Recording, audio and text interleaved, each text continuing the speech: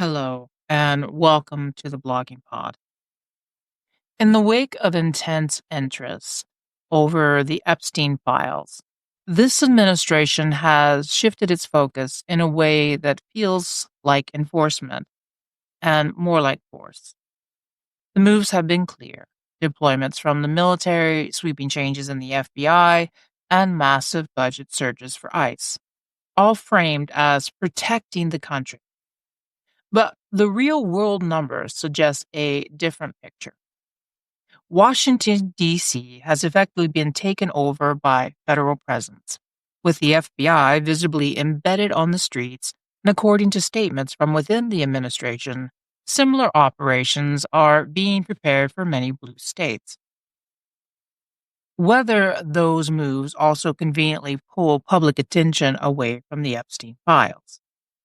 The FBI under this administration is authorized to have about 38,000 total personnel, including agents and support staff, but they are operating well below that target.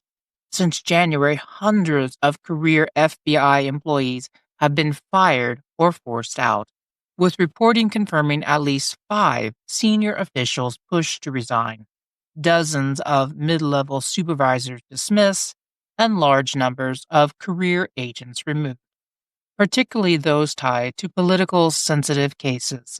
One of the most telling moves was the transfer of roughly 1,500 personnel out of Washington to field offices and to a secondary headquarters in Alabama.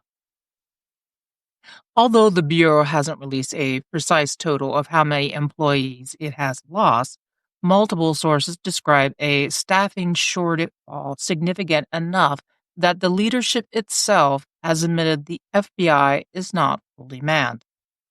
The shortage has been underscored by the redeployment of about 120 agents, many with no local policing background, no to patrol the streets of DC, a task far from their core mission.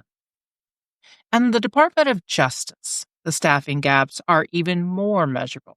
Since January, the Civil Rights Division alone has lost 368 employees, combining both retirement and resignations.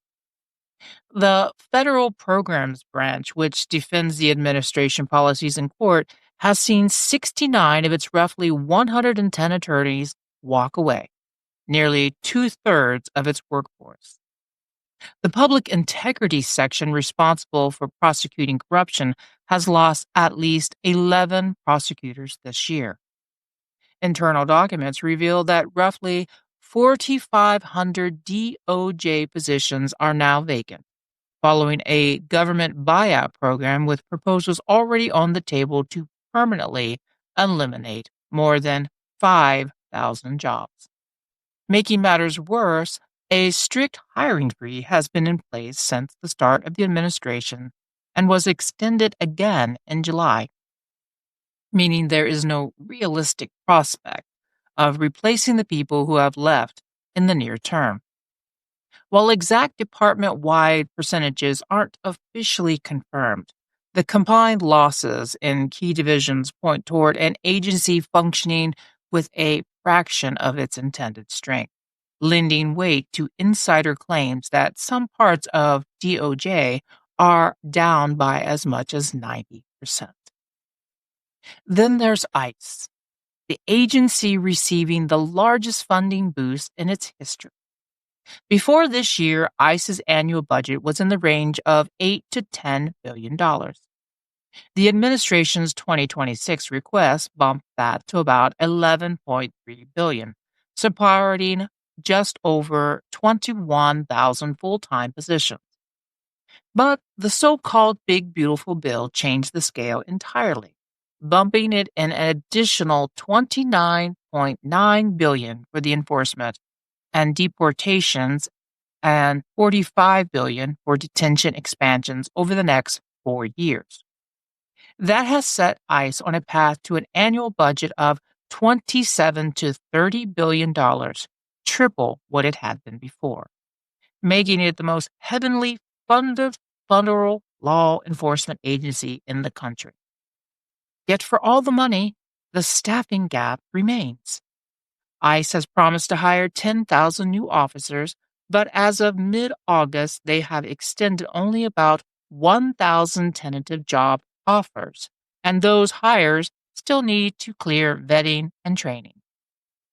Even with the incentives like $50,000 signing bonus, student loan repayment, and the removal of age limits for new hires, the pace of recruitment has been slow.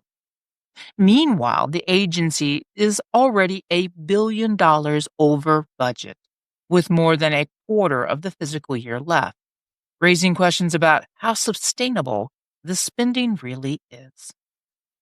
Taken together, the numbers make the administration claims of scaling enforcement into blue states look far less certain.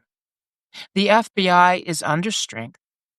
The DOJ is hemorrhaging attorneys with no way to replace them, and ICE is flush with cash but far from meeting its staffing goals. On paper, these agencies are being positioned as tools of aggression, federal control, in practice, for the hollowing out of personnel. The freeze of hiring and the rapid burn through record budgets suggest that gap between the rhetoric and the reality is widening. And the gap is exactly where public attention on other matters quietly disappears. Today's sources come from FBA launches wide range round of cuts. Sources say Reuters, how sweeping exploits have thrown the FBI into chaos. Wall Street Journal.